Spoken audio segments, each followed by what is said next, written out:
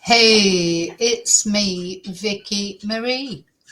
And good morning, good afternoon, or good evening, wherever you are in this crazy world we're living in. Now, I'm going to get right on with this video because there's a lot to go through. We're going to look at the trial so far of the murderer of Laken Riley, this beautiful girl up in the right-hand corner. Just in her early 20s, training to be a nurse at the university in Georgia, went for a little jog around the campus as she did, probably every day, if not most days, as not only Laken did, but lots of girls do, and was murdered, was brutally murdered, her life taken. So the life of someone who had so much to offer to the world, taken by someone who really wasn't offering anything to the world. And they're still here, and Laken is gone. Anyway, the trial of Jose Ibarra. Not sure if I've got a photo of him. It doesn't really matter. We'll see him on the videos as we go through. He doesn't matter. Except for the fact, we want to see him put away for a long time. So Jose Ibarra is an illegal immigrant from, I think it was Venezuela. So, of course, there's a lot of things that we're going to talk about that. It's probably part of the reason that Donald Trump won the election is these high-profile cases of women in America being murdered, like Rachel Marin, by illegal immigrants. So, of course, this is not about legal immigration. This is about people slipping into the country. Now, to be fair, Jose Ibarra didn't have any previous convictions. He wasn't like Victor, who murdered Rachel. He'd already murdered. I mean, that is just totally beyond belief that he ever got into the country because he actually had a red letter from the Interpol against him. He should never have been able to cross a border because he was a wanted man. Jose Ibarra was not a wanted man. But having said that, for whatever reason, everybody's coming out, his wife, his ex-wife saying, that he wasn't that sort of person, etc., etc. Well, he is that sort of person, allegedly, because he's currently being tried for the murder of this young girl. So, obviously, it's been quite a few days of this trial so far. What I've tried to do is condense things. I'm going to be showing you bits and pieces of the trial that hopefully gives you an idea of what's been going on. The state has now rested, and it's the defence's turn. And good luck to them, because I don't know how they're going to defend this guy, because the evidence is so overwhelming. Now, Jose Ibarra, the death penalty was taken off the table. So he will not get the death penalty if he's found guilty, but he will, of course, get probably the rest of his life in prison without parole. But he chose a bench trial. In other words, he chose to have his case heard in front of a judge only, no jury. So it'd be the judge that will be deciding his fate, if he's guilty or not guilty, based on the evidence that has been presented with. Now, I have to say, I think the defence has been very good. They had so much evidence, I suppose, to present. But that can be difficult in itself, can't it? Because how do you decide which evidence to present? you know, you have to present it in a cohesive way, you know.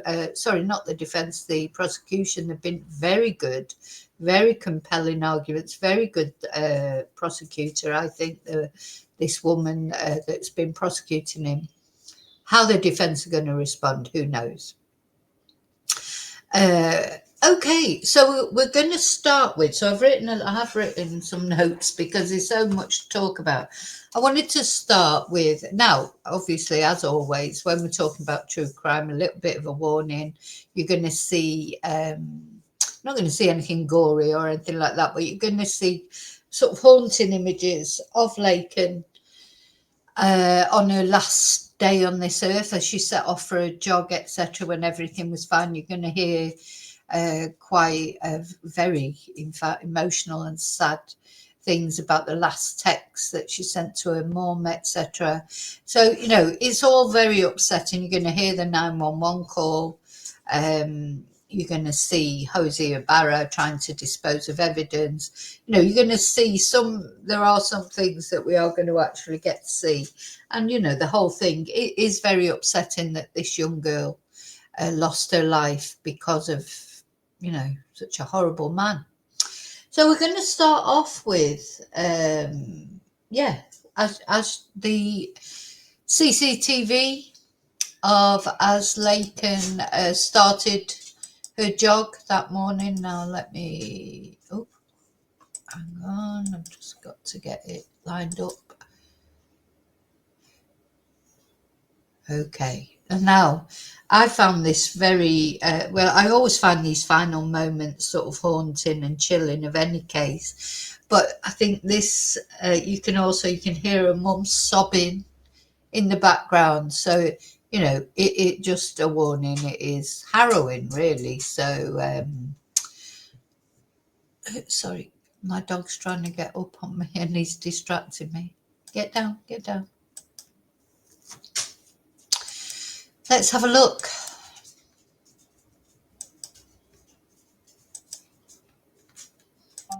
Running. Are you okay? Is that police body in a wooded area on the University of Georgia campus in February? Fox 5's Kim Luffler has followed this case. She joins us now with... Now, I just want to say what's been really irritating as well is that, anyway, you know, there are cameras in the courtroom. And for the first few days of the trial, we had a very good view of Jose Ibarra, all his expressions, etc., because there were several cameras allowed in the courtroom. That has been changed. So the judge, I presume the defense put up a complaint. The judge decided there should only be one camera. So the camera that was fixed on Jose's face all the time, all the way through the trial, which was very illuminating, seeing his face, you know, and just him knowing, I mean, you know, just seeing the dawning on him, if you like, he's going down for this. It was very satisfying. Anyway, that camera's been removed. So we've left with one camera. I think that also the defense have sort of positioned themselves in a way you can't see Jose very well. So we do get to see him, but you don't get to see him as clear as we were seeing him in the first few days of the trial. And I just think that's wrong, to be honest. This guy, after what he's done, I mean, I know he's innocent till he's proven guilty, but you know, he doesn't deserve any. Leeway or whatever. You know, people should see him for what he is. If he's innocent, it's got nothing to hide. It shouldn't matter if the camera's on him or whatever. But you know, patently he isn't, allegedly. But I just wanted to tell you that because on videos that I've done before about this case, you'll have seen Jose very clearly, a frame of Jose with his reaction. We can't see that anymore because the cameras have been changed. The latest from court. What happened today, Kim? Well, the state rested in the last 20 minutes, and Jose Ibarra said that he will not be testifying in his own defense. Now, it was another emotional day in court today as Laken Riley's friends and family saw video. Yeah, we will be watching that as well, as he stood up to say he's not going to give evidence. Of some of her final moments. This surveillance video shows Laken Riley running on UGA's campus the morning of February 22nd. Just 6 minutes later, her phone would call 911.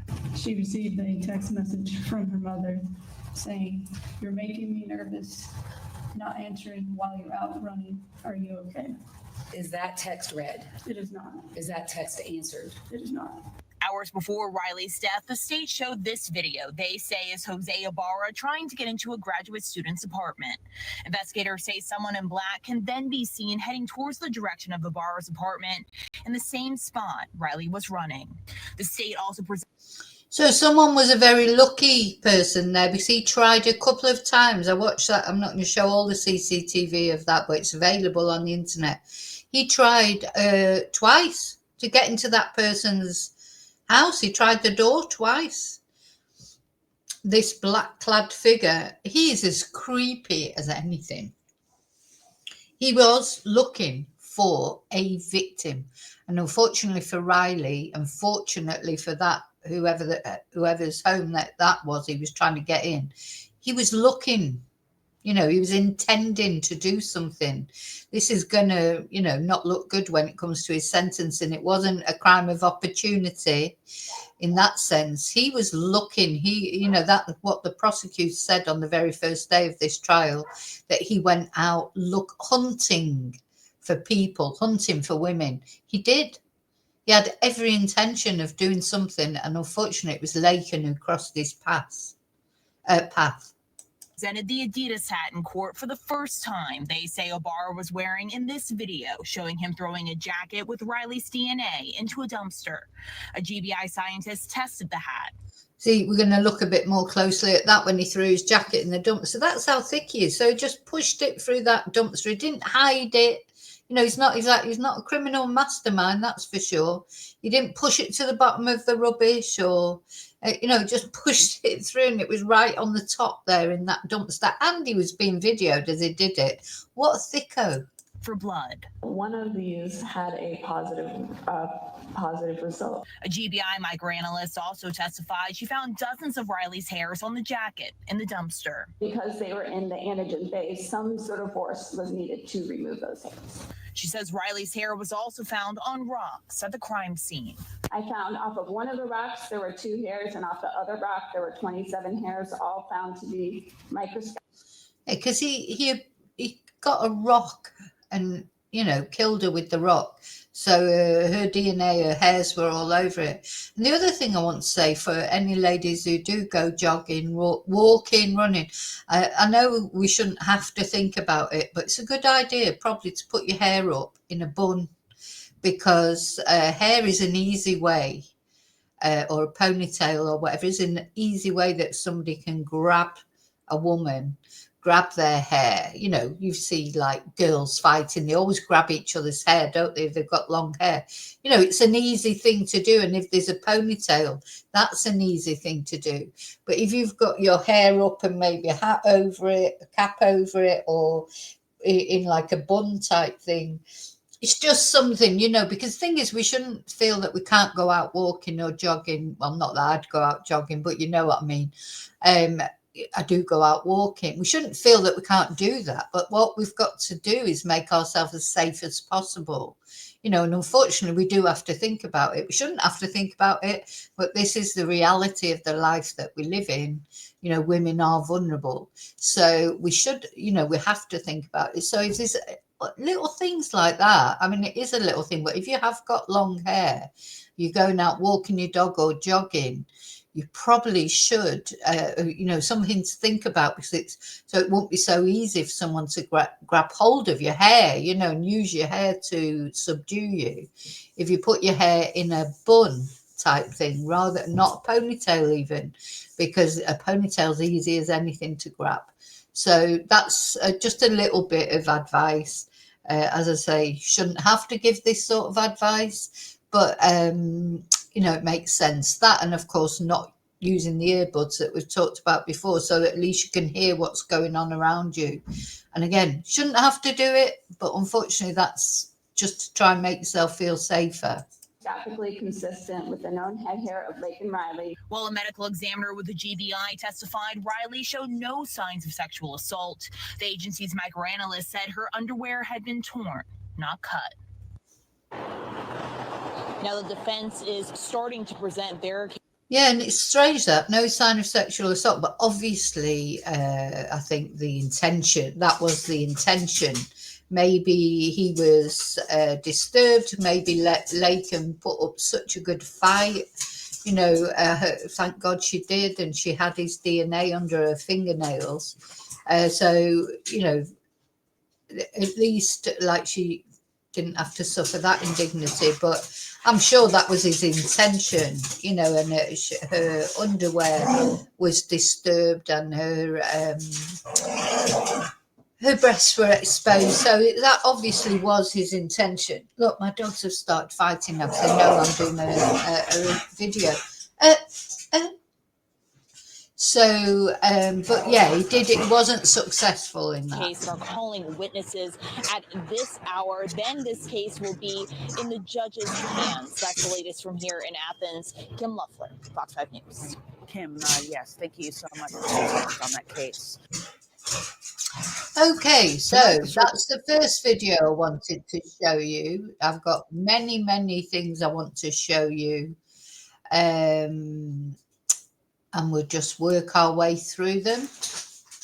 Put down the windows that I can put down.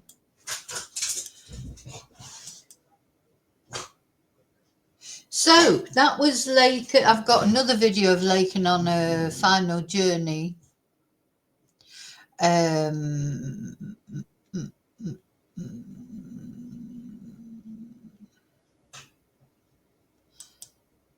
Don't know where things disappear to.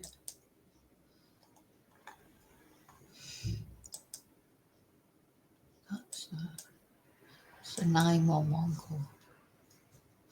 Okay, I thought I had another video of it may find it later. So anyway, so that was Laken jogging off, and then we see the CCTV video of Jose.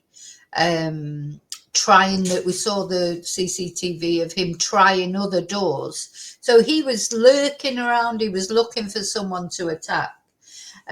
What we're going to do now is listen to the 911 call. I think we'll do that next. The 911 call that Laken managed to make.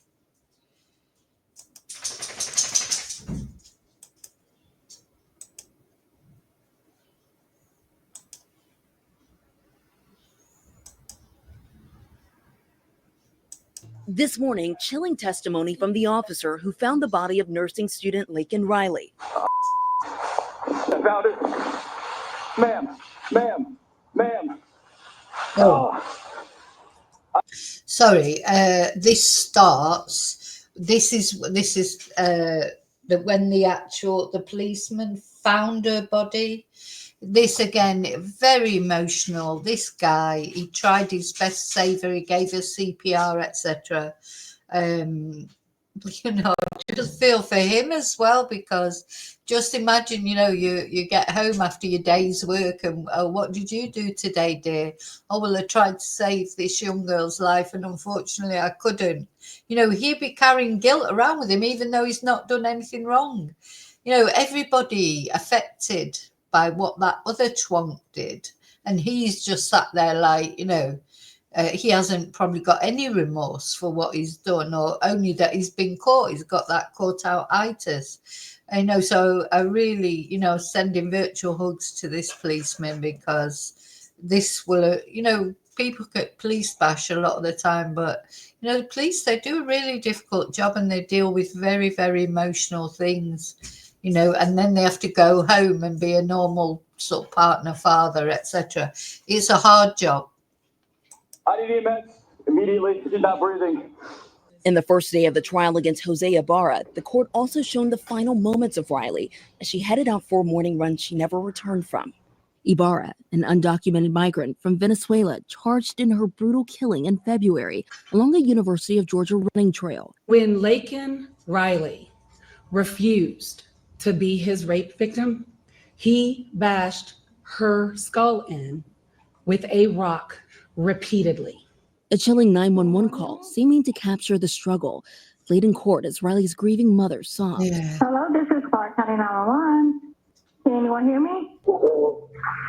Prosecutors said Ibarra's DNA found underneath Riley's fingernails also proves that there was a struggle. And then there's the surveillance video showing an individual who prosecutors say is Ibarra tossing a black jacket in a dumpster just 15 minutes after they say Laken's heart stopped.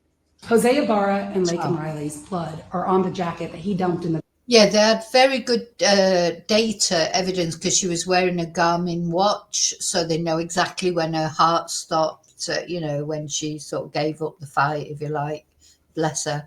So, they've got, the prosecution have got a really good case, but not only that, it's been presented really well, because, sometimes the prosecution doesn't seem to do it's a difficult job because you've still got to convince, in this case, the judge, that this evidence that you're presenting is accurate.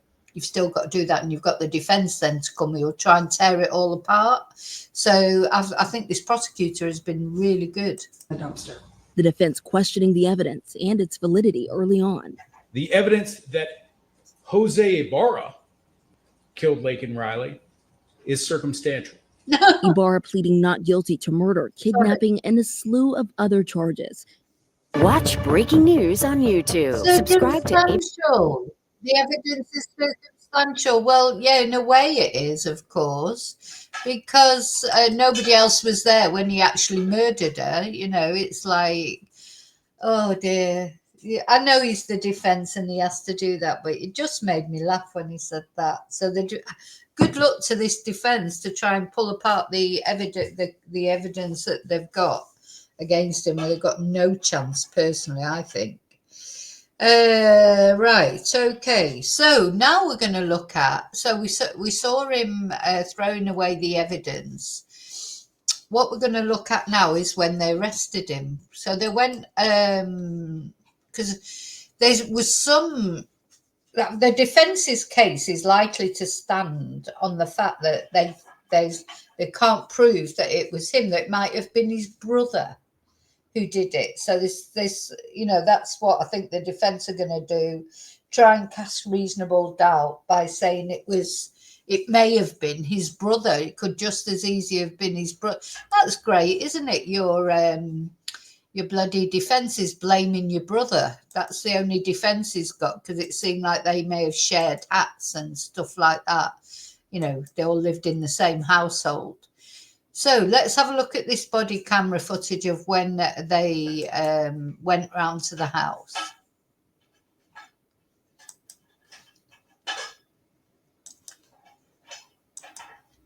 Details in the Laken Riley case. Prosecutors played body cam video of police questioning the suspect on the morning after the 22-year-old nursing student's murder. So he was in bed asleep. How could he sleep? He's just murdered a young girl. And when the police went round, he was just fast asleep. It's just chilling, isn't it? International correspondent Steve Osunsami is in Atlanta with the story. Good morning, Steve. Good morning to you, George. Prosecutors continue to try and connect this accused murderer to the young woman who was killed, saying that GPS records show that he was at the scene of the crime. Some of the police videos and audios they've been playing in court have been difficult for the victim's family to hear. The judge who will decide his fate watched this newly released body camera video in court, where police are seen waking up 26-year-old Jose Ibarra and questioning him about the murder in the jogging trails near his apartment. Yeah, he had scratches and things. I mean, he's only 26. He looks a lot older, doesn't he? So, that's his life ruined as well. So he's ruined his own. I'm not feeling sorry for him. He's ruined it himself. But, it's just the youth of these people that we've been looking at lately that commit these terrible crimes. Same with Victor, who killed Rachel Marin. He was only 23. He's already killed 2 people that we know of and nearly killed another one. he was definitely a serial killer in the making, Victor, traveling all over America. This guy is not really sort of moved around much. But anyway, we're going to find out in a minute. I'm going to tell you how he ended up there in the first place, which is another reason why people are so angry, because he was helped by the authorities. Otherwise he wouldn't have been there in the first place. So, if he would have just been deported, as a lot of people think he should have been, because he was there illegally, he wasn't. He was bloody flown. He was looked after. It does make you speechless, because it's disgusting.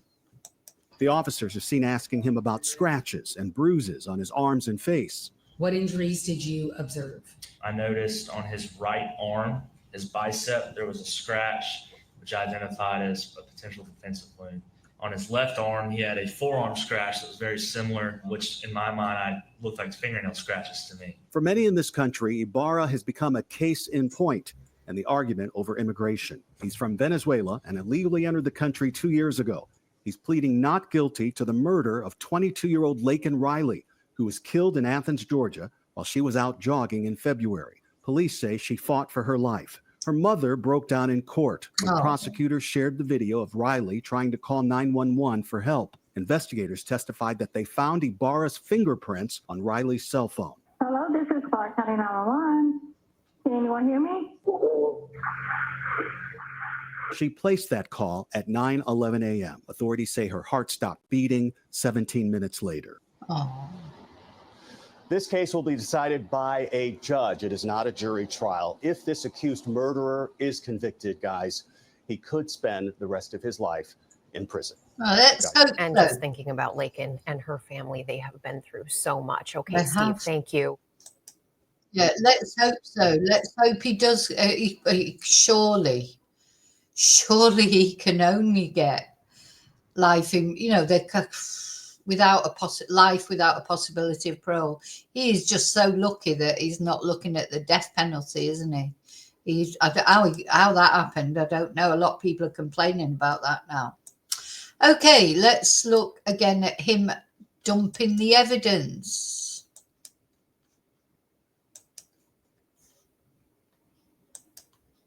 Video from apartment B32.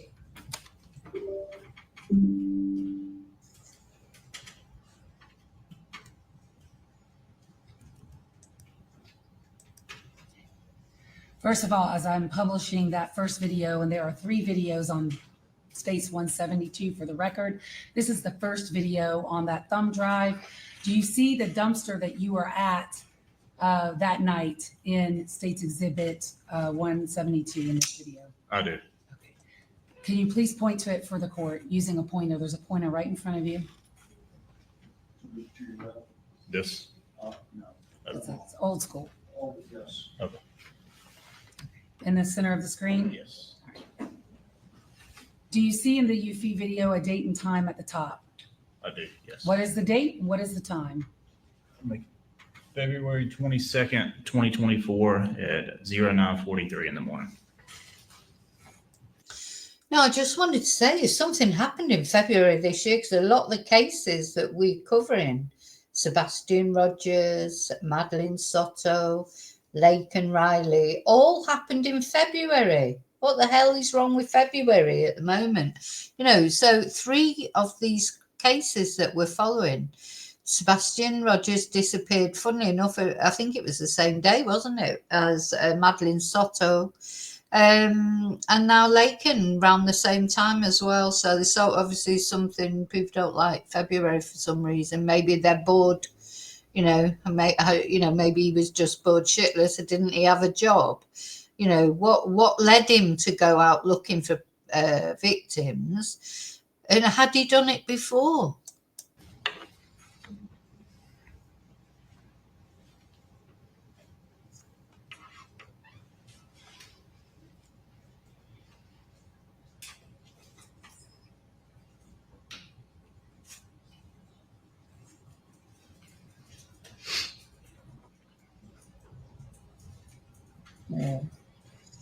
Yeah, there he comes. He just murdered a young girl.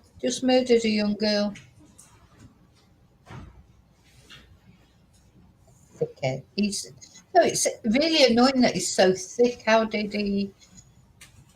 Oh God! I mean, I'm glad he's thick because that's how he got caught. But that someone so thick,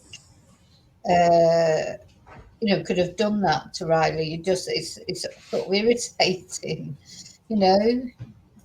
What's he doing there?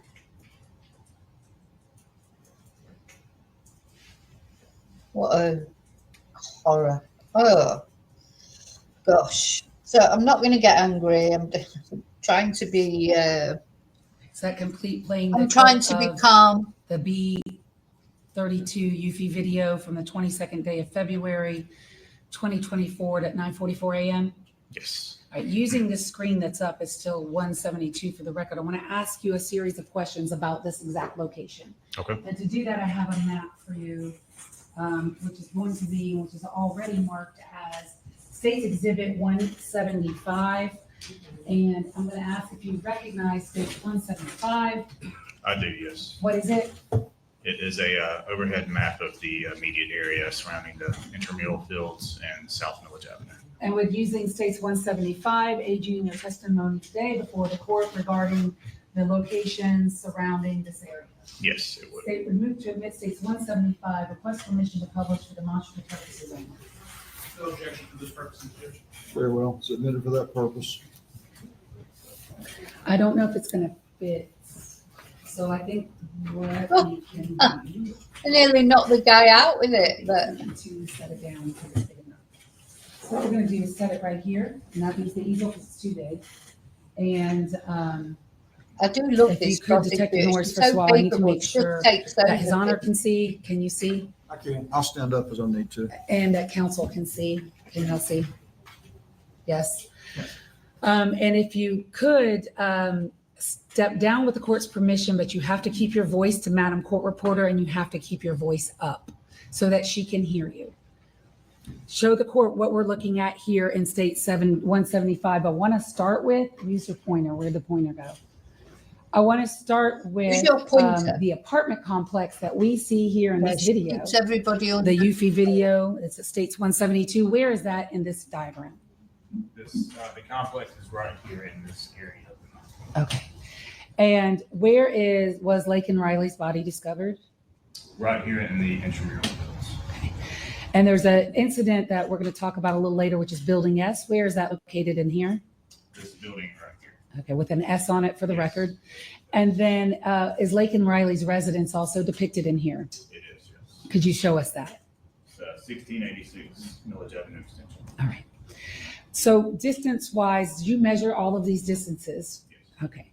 So I'd like you to tell us for the record, the distance between Laken Riley's body and that dumpster that we see in this UFI video, what is that distance? Roughly 400, 450 yards. The distance between Building S and Laken Riley's body, what is that distance? I believe it was roughly 400 yards. The distance between Building S and that dumpster. Oh my God, those shoes. 150 yards. Okay. Roughly. All right. I bet she's got trainers under her desk. Is there a desk. camera, a trail cam, or was there at the time? Did the University of Georgia Police Department have a trail cam up near Building S? Yes, we had a trailer cam set up in front of Building S at the time. I think that's about it from that. Yeah. So yeah, he's as thick as mince, thank goodness, and that's how he's got caught, even though he obviously thinks he's some sort of criminal mastermind. Now, what we're going to look at next, let me just put that one down. Well, actually, I'll start playing the next one and then I'll put that one down. We're going to look at the forensic examiner talking about Laken's injuries. So you don't see anything, so don't worry about that. But yeah, just a little warning because it's not very nice. As you can imagine, this is the medical examiner talking about her injuries.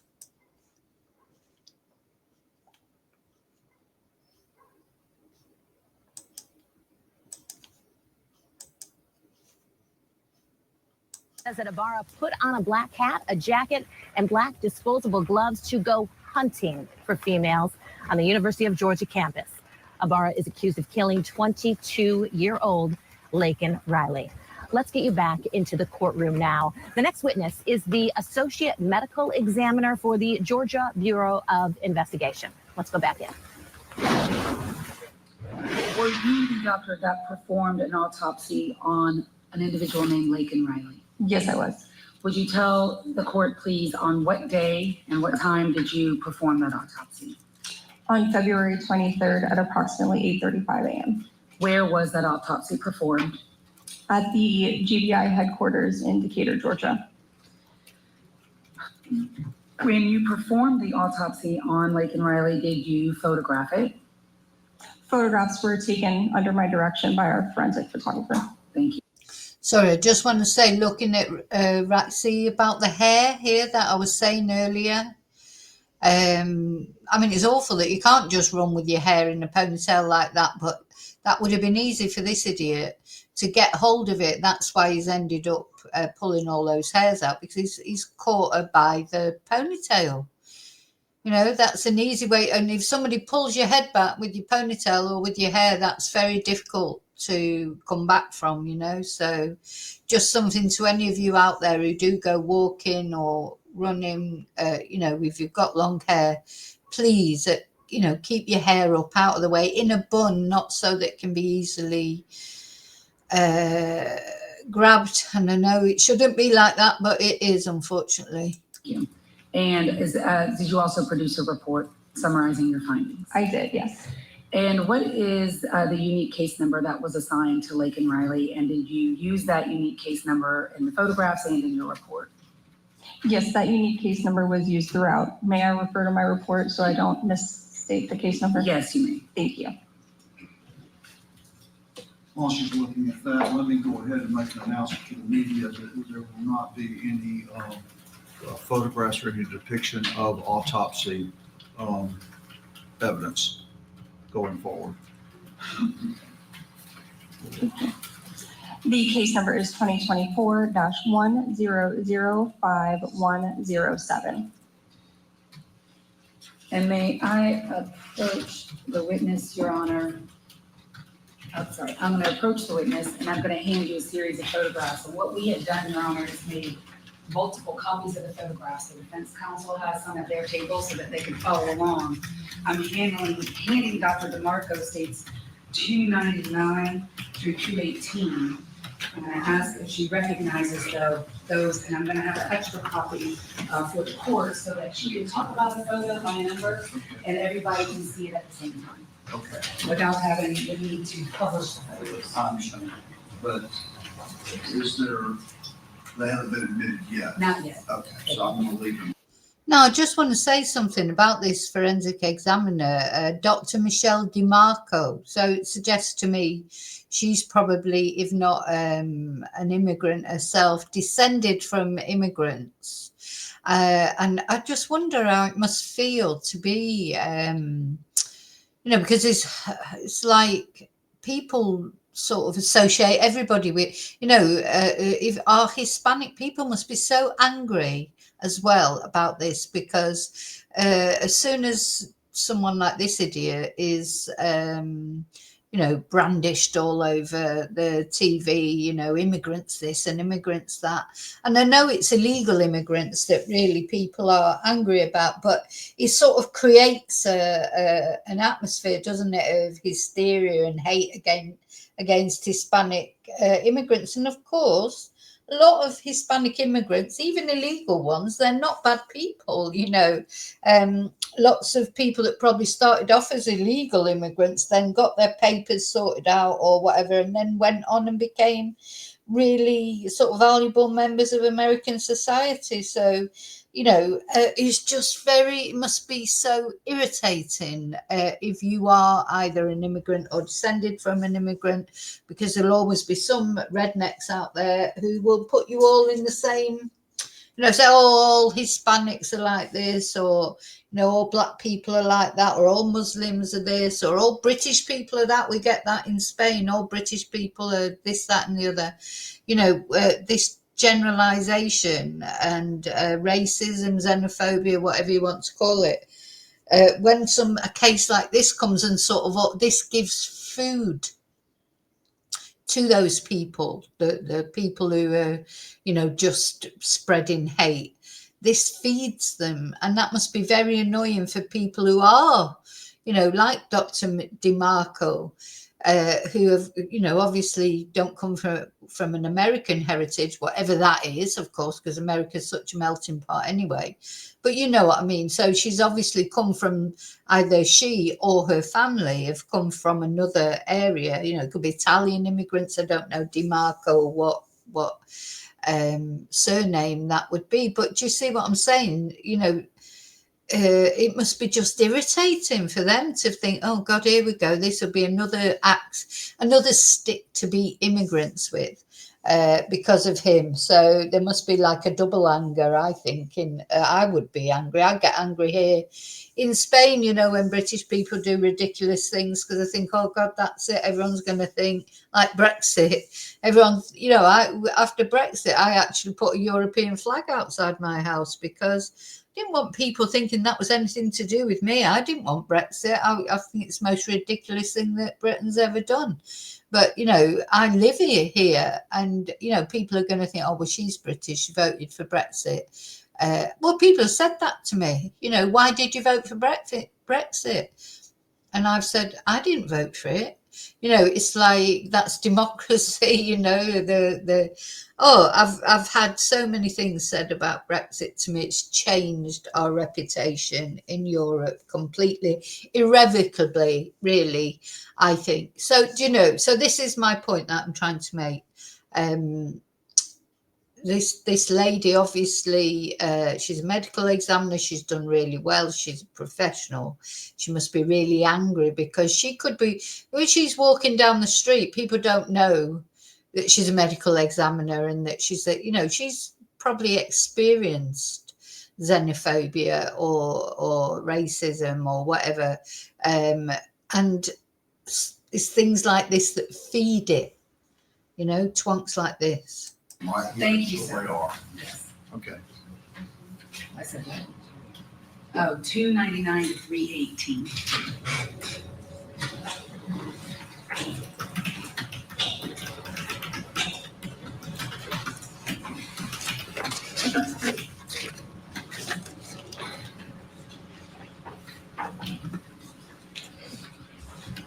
Do you recognize states $2.99 to $3.18? Yes, I do. What are they? These are the photographs that were taken at the time of autopsy. Of Laken Riley? Correct. And her belongings? Or items that came in with her body, sorry. Right. Okay. Yes. The state would, no, do they fairly and accurately depict Laken Riley and her body as you saw it on February 23rd of 2024? Yes, they do. State would move to admit states $2.99 to $3.18. No objection. And in lieu of publishing them over the Elmo, Your Honor, if you could take those, thank you, for the court. So let's start first with, could you tell the court in what condition did you receive Laken Riley's body? Laken Riley was received to our office in a body bag with identifying tags on the zippers of the external surface. And is that what we see in states 299? Correct. Okay. And in states 299, do you see that unique case number that you just read to us? Yes. States 300, could you tell us what we're looking at there? Following the photographs that are taken of the tags on the bag, we will take as, quote unquote, as is photographs. So as we receive the body, we will take photos how they come in. And that is photos 300 through 302. So I want to talk to you about the condition of her body. First of all, were her hands bagged? Yes. And do you see those bags in states 300? Yes, and 301. 301. And what other... Now, I think before we go any further with this, I want to show you the full audio of the body count. They won't show the actual video of the guy finding Laken, just the audio we will see. So, because before we heard a little bit of it, but let's just hear that again. Oops. Sorry.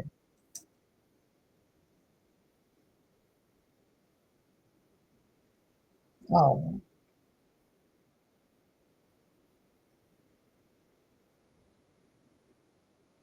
Look at his face, twat.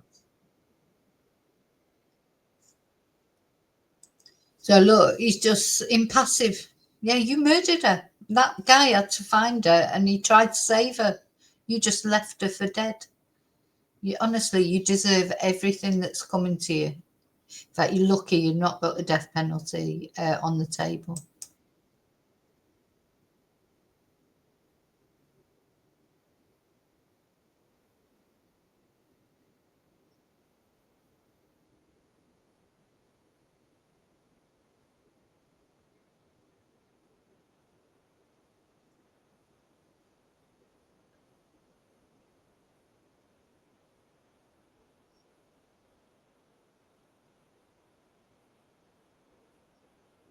Mm.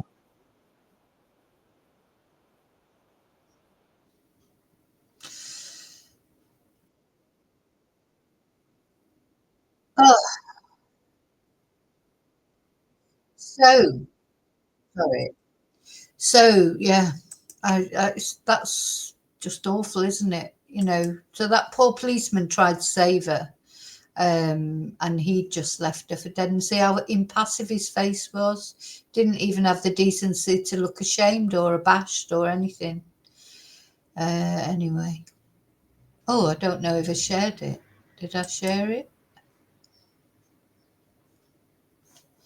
Oh, I didn't share it. Let me do it again. Go back to it.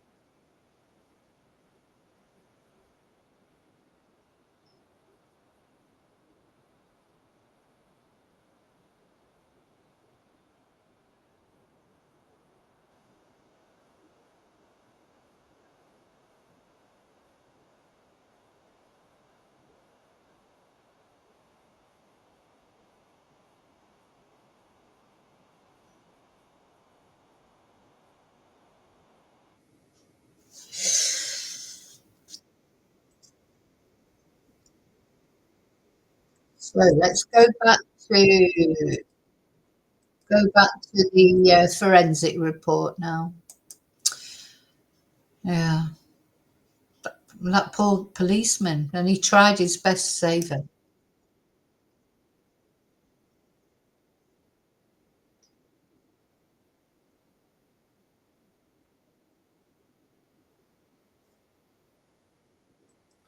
So yeah, if you notice that although there was no SEX attack in the end, something must have happened. He must have been disturbed or something, because Riley's breasts were exposed and her running tights were pulled down. So he was definitely planning on doing something, wasn't he?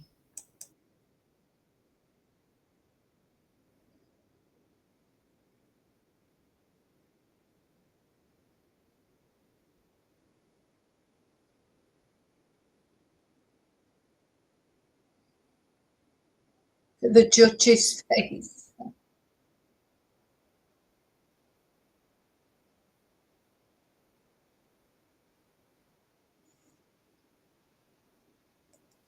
And the judge too. I mean, you know, I know they get paid very well and everything, but oh look, Patrick Haggard, he'll be haggard after this. You know, having to look at all those pictures and that, and you know, maybe he's got daughters or grandchildren, granddaughters, similar age. You know, it takes a toll on you, all this kind of thing.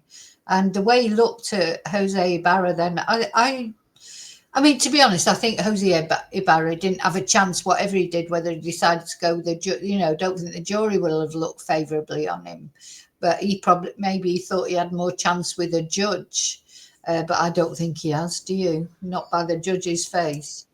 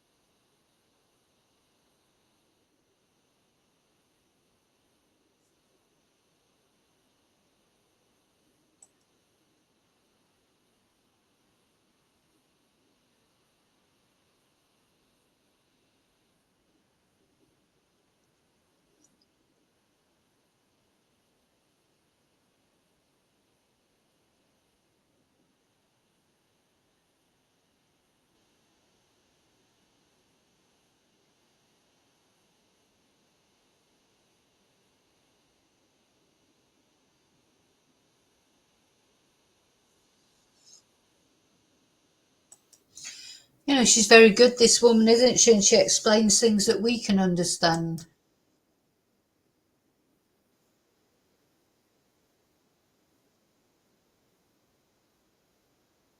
Oh.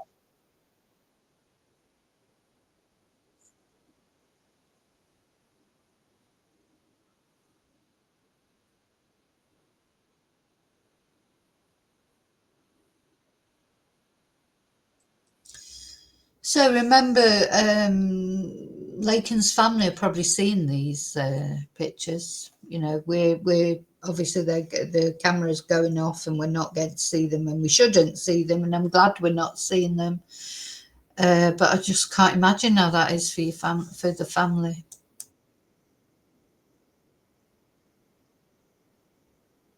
No. Right.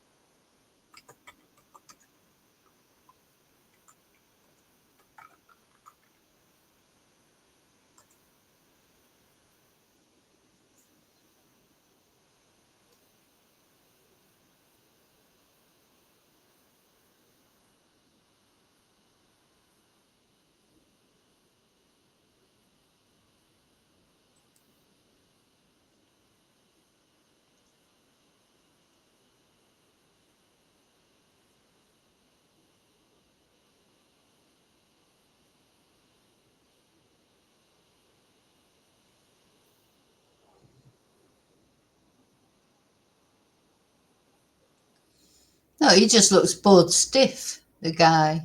This is the defense, isn't it? Is he turning around and looking, see, oh, is he looking at the photos? Maybe he's trying not to look at the photos. This is his interpreter. We're going to see her shortly.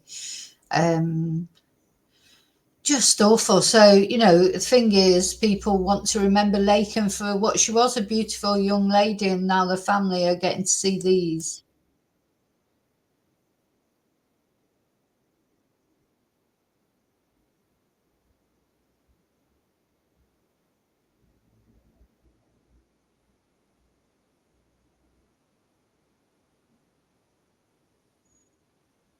Oh.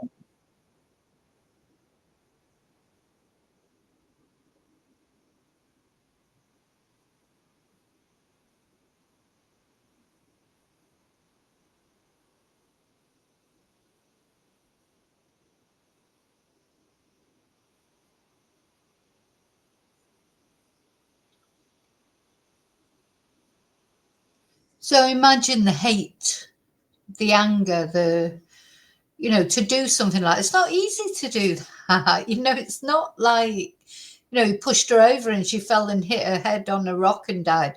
He did that to her. He did it to her. He intended to do that to her. He hit her so hard, part of her skull broke off and went inside her head.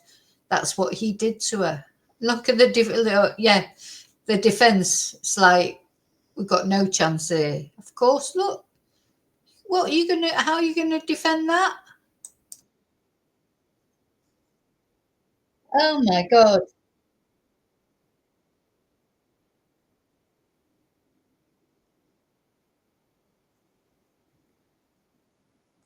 Well, you know, I don't know how he sleeps at night either. So he's defending this guy. I don't know how she does it. She's a woman, that's even worse. Defending this guy. Clearly, what he's done to Laken is foul. He knows it. He's got no. I mean, he get paid anyway, I suppose, for defence. But do you get paid more if you're successful? I don't know. I suppose you do in a way. But yeah, look, he's probably thinking, why did I even take on this case?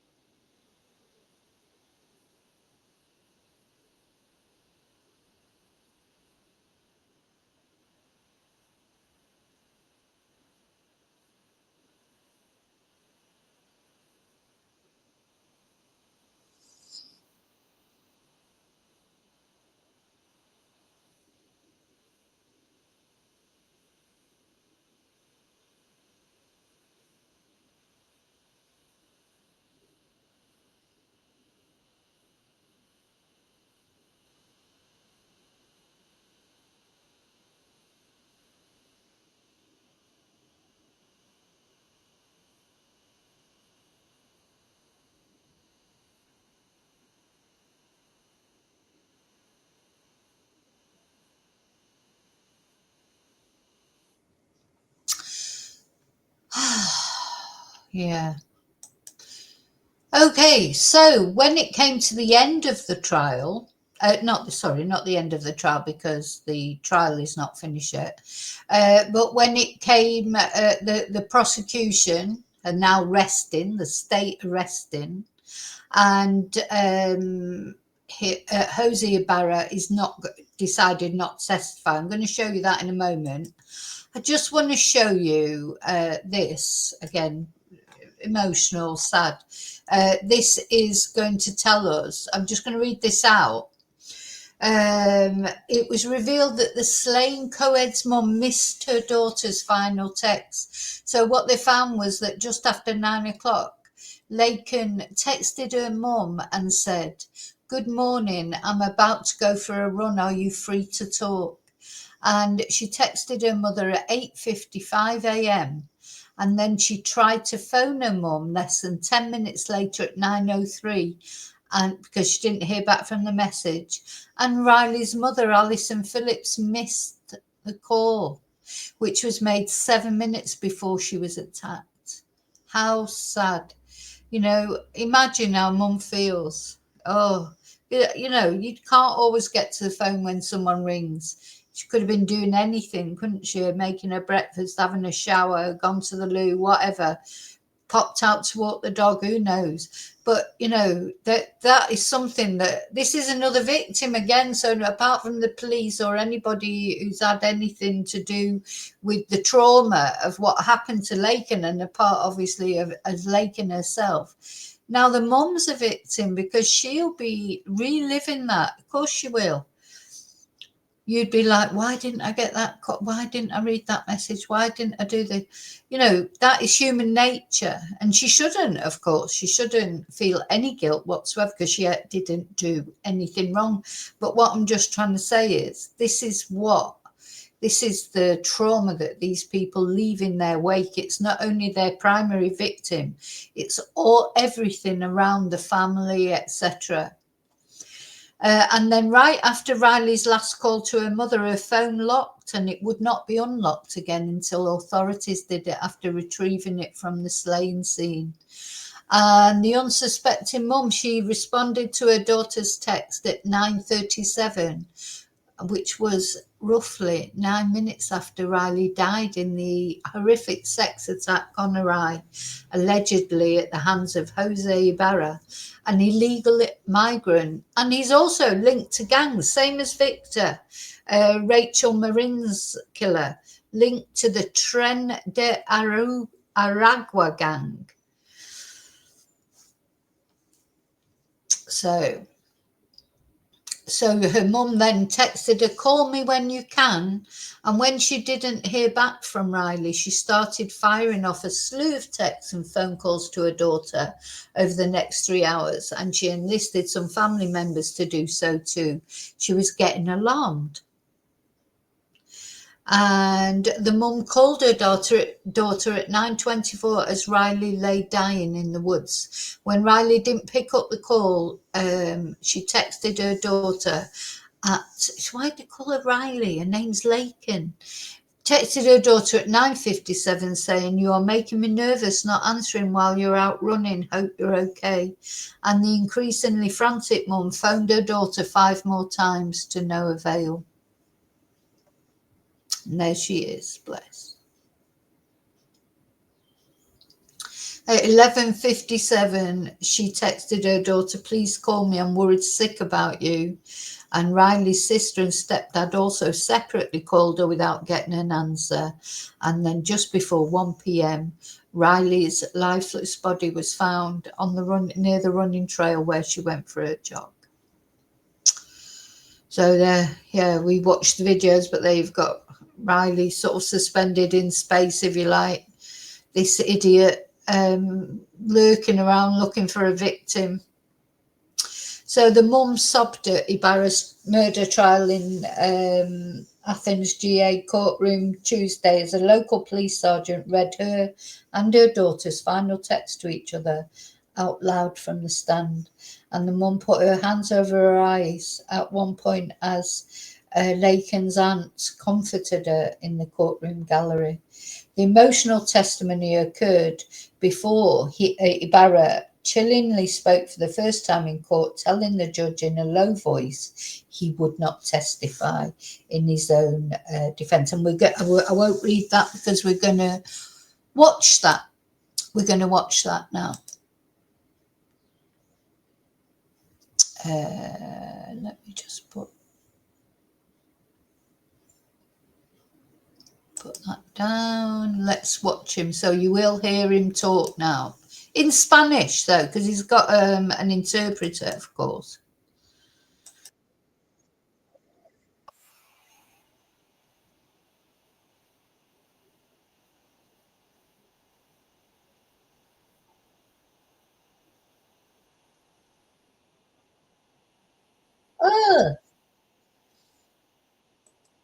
I couldn't touch him. She touched him. Oh, my God. How could she touch him? Well, that might be the last time you're ever touched by a woman.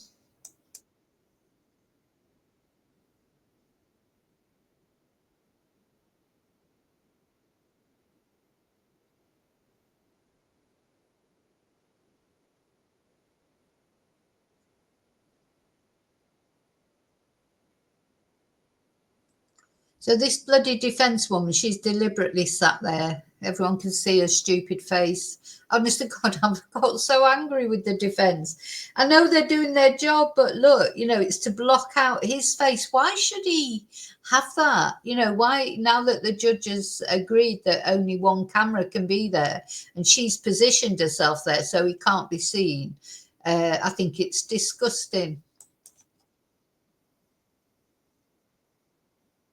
Oh, she touched him again.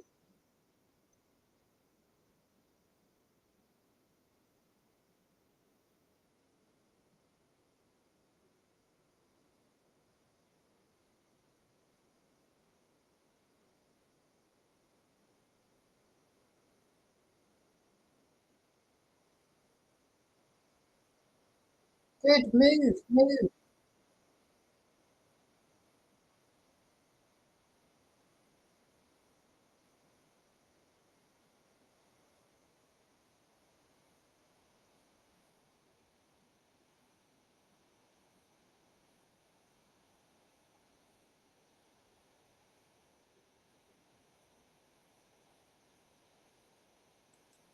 He said, "I will instruct myself not to hold it against you," because he hasn't got the jury to say we were. He can't testify, can he? Because he's got nothing to say. That expression, "caught banged to rights." He's been caught banged to rights. What is he going to say? How could he testify? And he's going to say that's not him in that CCTV video, dumping the jacket, etc. He's got nothing to say, so of course he can't testify. He's got no defense.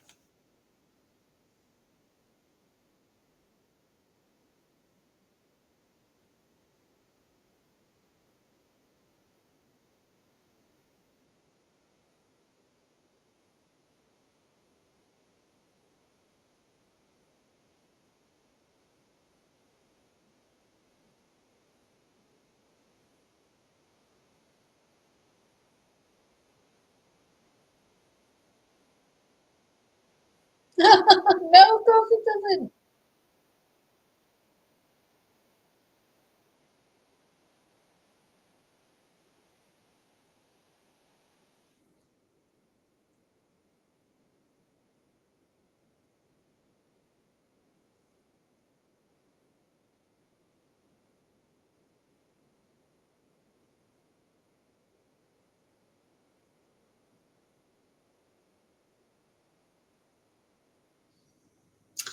Yeah, I wonder if they found it difficult to find someone to translate for him as well, because I can't believe that woman actually touched him. How could she touch him? Right, what else? What's else? Oh, right, I'm just putting down a couple of things that I've already either shown you or read out. So what else did I want to say? Oh gosh, there's so much, isn't there? So I wanted to show you this. So this is why everyone, or one of the reasons why everyone's so angry as well about this case, is that apparently New York City helped this migrant accused of killing Laken Riley move to Georgia, a witness says. So details of how the Venezuelan migrant charged with killing Laken Riley ended up in Athens, GA, came into sharper focus on Monday, the second day of a trial that is being closely followed by supporters of President-elect Donald J. Trump's planned immigration crackdown.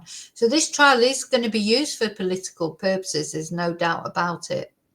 So this migrant, Jose Ibarra, was apprehended by the Border Patrol when he entered the country illegally in 2022 near El Paso. So he was under the radar of the Border Patrol. Like many migrants, he was released with temporary permission to stay in the country, and he headed to New York. A former roommate of Mr. Ibarra's testified that she met Mr. Ibarra last year in New York City, and she travelled with him to Athens in September 2023. Gosh, and this is a woman. You know, wonder what they, all these women that have been in his entourage, you know, knew him, etc. What do they think now? Anyway, so they travelled with him after Mr. Ibarra's brother told him they could find jobs there. They lived for a while with Mr. Ibarra's wife and mother-in-law at the Crown Plaza Hotel in Queens that had been converted into a migrant shelter. The roommate, Rosbelly Flores Bello, said. So don't forget, she's the one that was known as La Gorda, the fat woman. And she was living with the Ibarras. And she has given testimony, but she is now in federal prison. All the others have, of course, been brought under the attention now of the immigration people. They're not going to get away with it this time, I don't think. I think they'll want to make an example of them. So, because if he's found guilty, which I can't see that he won't be, then when Donald Trump, I don't know when the sentencing will be, and then when Donald Trump comes in, I think there's going to be a big, what's going to happen to them? And I feel for them because they haven't done anything wrong, really, apart from being there illegally. They haven't, murdered anyone. And they have cooperated to bring this guy to justice. But it makes you wonder what's going to happen to them, eh? So for a few weeks, she added, she and Mr. Ibarra lived in a car parked on the street by the hotel. Miss Flores Bello said that Mr. Ibarra's brother, Diego, had constantly called him in New York, telling him to move to Athens. There were good work opportunities. And in early September last year, Miss Flores testified, she and Mr. Ibarra asked for plane tickets to Atlanta at the Roosevelt Hotel in Manhattan, which had become New York City's official welcome center for immigrants. And through a process known as reticketing, the city has paid for the travel of thousands of migrants who wish to move elsewhere. Now that's a massive thing, isn't it? Because the thing is, it's these sanctuary cities, isn't it? And that's what Rachel Marin's mum was saying in that video we watched. It's all right, these sanctuary cities saying, oh, yes, immigrants are welcome here. That's, what they want to do, fine.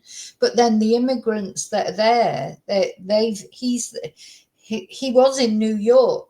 Seems like he didn't do anything, murder anyone in New York. Then he moved to Georgia and he's murdered on the taxpayer's dollar. The taxpayer has paid for them to move to Georgia. And then when he gets to Georgia, he was supposed to be going for work. What job did he have?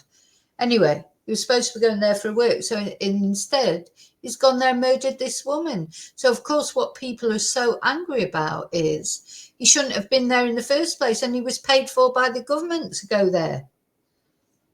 You can see why people are angry. I can definitely understand that perfectly. why people are angry. Of course they're angry.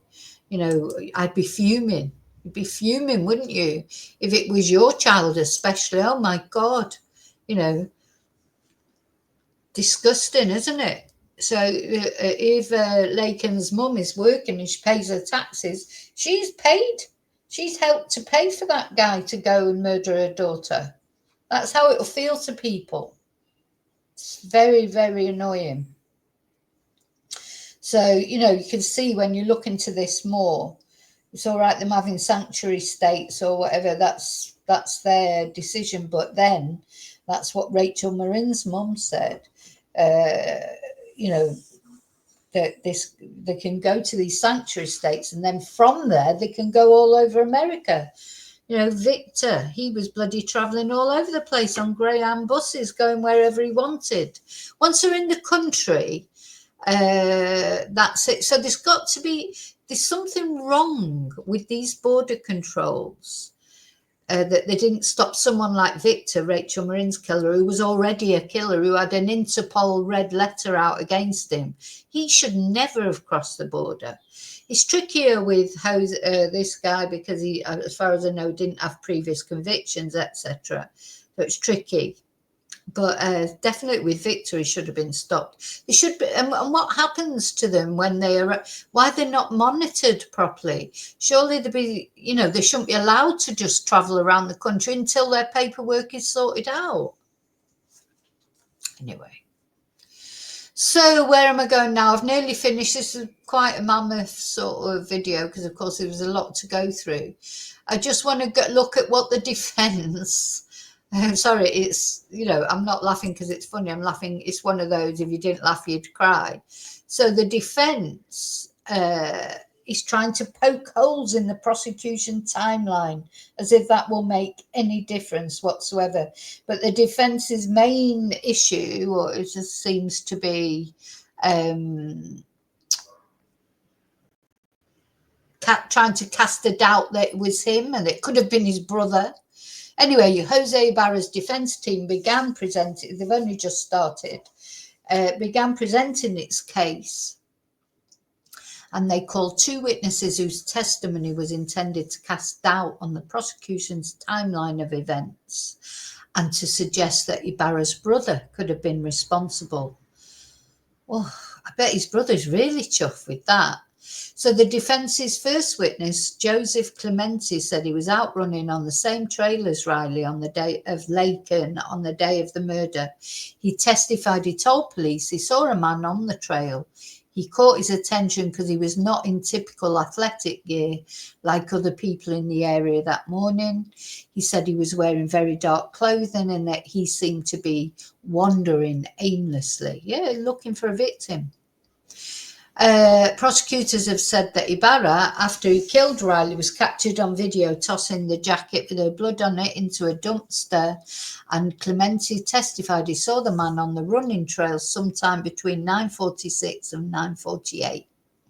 Under cross-examination, Clementi admitted he could not identify the person he saw. He also testified he told police the person he saw may have been wearing khaki pants, in contrast to what Ibarra is alleged to have been wearing that day. You know, these witnesses, they're not, you know, eyewitnesses, they're not dead reliable, are they? Oh, where's that gone? Where's that gone? Blah, let's see. Ibarra, Venezuelan citizen, is accused of killing Laken while she was out for a jog in a case that has become a centerpiece of the national immigration debate. He's charged with 3 counts of felony murder, malice murder, kidnapping with bodily injury, aggravated assault with intent to rape, and peeping Tom. If he is convicted, he faces life in prison without the possibility of parole. So the other, there was another. Right, so this is another witness that the defence called because they have called the prosecution evidence circumstantial and have argued that someone else could have killed Riley, or Laken, I should say, specifically Ibarra's older brother, Diego. The defense called a woman who lived in the same apartment complex with the brothers. She testified that Diego Ibarra told her he will kill you too if she talked to police. Stephanie Slayton said that she and Diego Ibarra were sitting outside their apartments on the night of February 22nd talking about Laken's murder earlier in the day as police swarmed the area and briefly spoke to them. After the officers left, she said Diego Ibarra, who is not fluent in English, spoke into his phone in Spanish using a translation app and then showed her what she believed to be a message that had been translated into English. The message, she testified, said, "If you tell them, I will tell them you did it and then I will kill you too." However, during cross-examination, the woman conceded she had been drinking that day. And the next, when she talked to law enforcement officials, she also admitted having a sexual relationship with Diego Ibarra and to being upset that he may have been involved with someone else. So the defense is falling to bits already. She also said she was the one who told Diego about the murder that night and he appeared not to know what had happened. You know, and I feel a bit sorry for Diego because I don't think he knew anything about it and his own brother is trying to dob him in for it.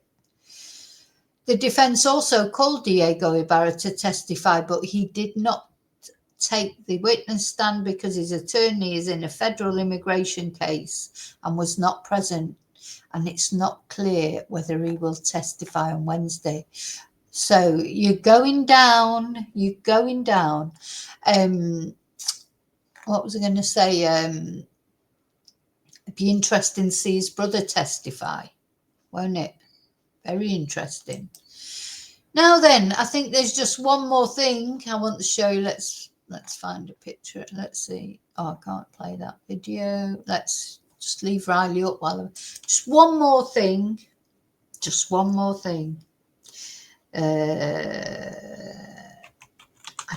to play you. I mean, I just found it interesting. So he had a phone call. Jose Ibarra had a phone call with his wife. I'd call it with his ex-wife, but I think they're still married. And she was going mad. Because, of course, his wife, she said if he did do it, he deserves to be punished. But she also did say, I can't believe he did it. You know, that's how it always is, isn't it? But anyway, let's listen to it. See how angry she is. She lived with him, shared a bed with him, finds out he's a woman murderer.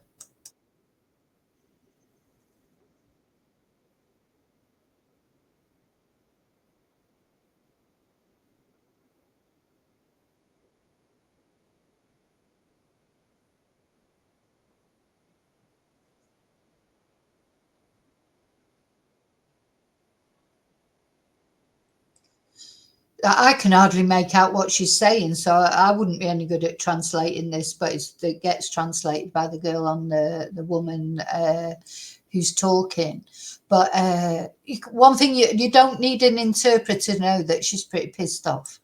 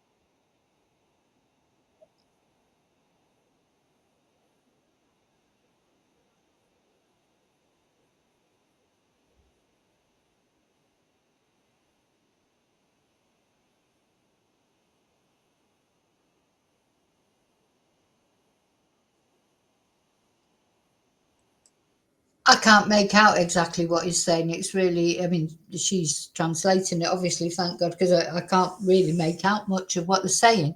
But I think basically I can make out some things. He's just like trying to shut her up, you know. He's not answering anything she's asking. She's like, what happened? What happened? You must know something, blah, blah, blah, blah.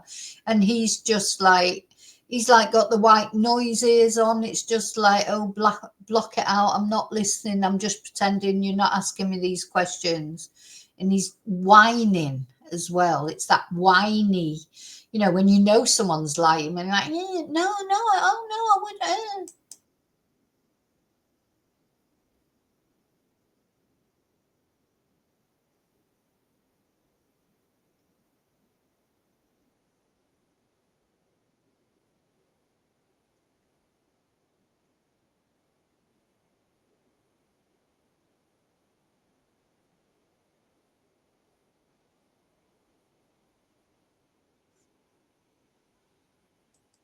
Had you smoked that day? Bloody marijuana. He's probably stoned out his head on weed, and when he went and did that. Oh God! Why haven't these people got jobs? You know, it's one thing I say. You know, about it's one thing smoking a bit of weed at the weekend to relax, like drinking at the weekend to relax. It's another thing just spending your whole days just sat smoking weed and thinking about who you can murder.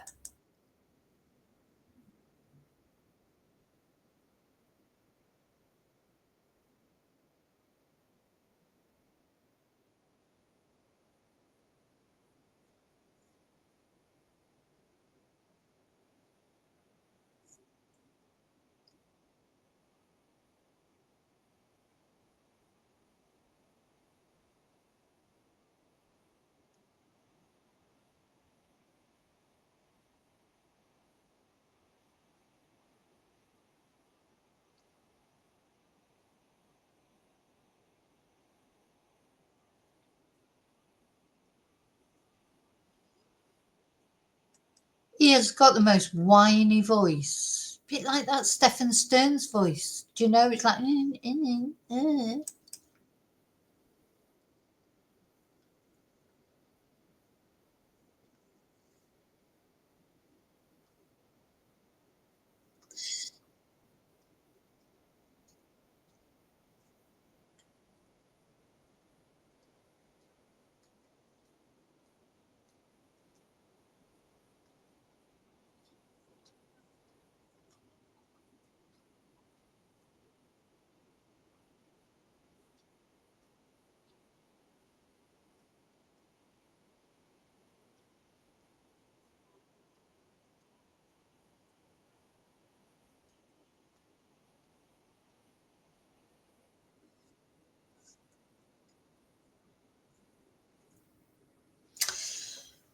There you go. So that's where we are now. So the defense started, they've started their case. They're just, their defense is his brother might have done it, and you know the evidence is all circumstantial, which actually it isn't, because there's a lot of DNA, isn't there? There's hairs. You know, this guy, he's got no chance of getting found not guilty, in my opinion. I think it will, God, when, you know, he will be found guilty on all counts, I think, by that judge. What else can he find?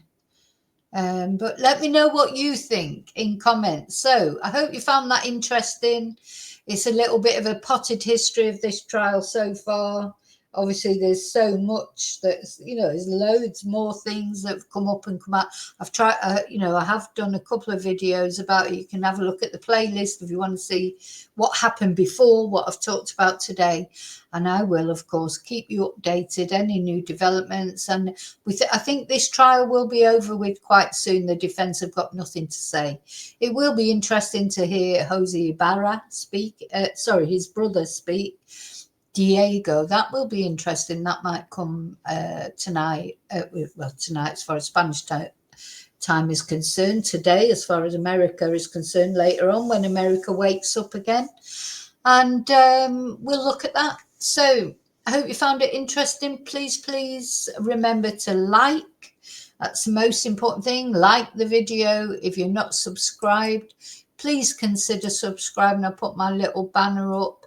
And I want to say a big thank you to all my subscribers, everyone who's liked my videos so far, and a very special thanks as always to my members. Why not consider becoming a member?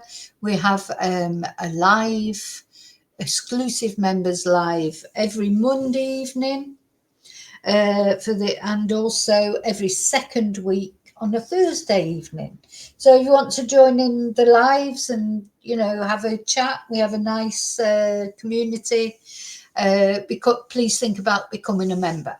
Also, thank you to people who've sent me Ko-fis, bought me Ko-fis, sent me super stickers, PayPal me, the things, nice things that people do to support my channel. Thank you so very much, because that's what helps me, you know, do videos like this, provide the stream, you know, the money that people send me pays for equipment and for the streaming costs, etc. Thank you so much. I'll see you really soon in the next video. Justice for Laken, and prayers going out for her family, who this must be just unbearable. I'll see you really soon in the next video, and until then, may your God go with you. Goodbye.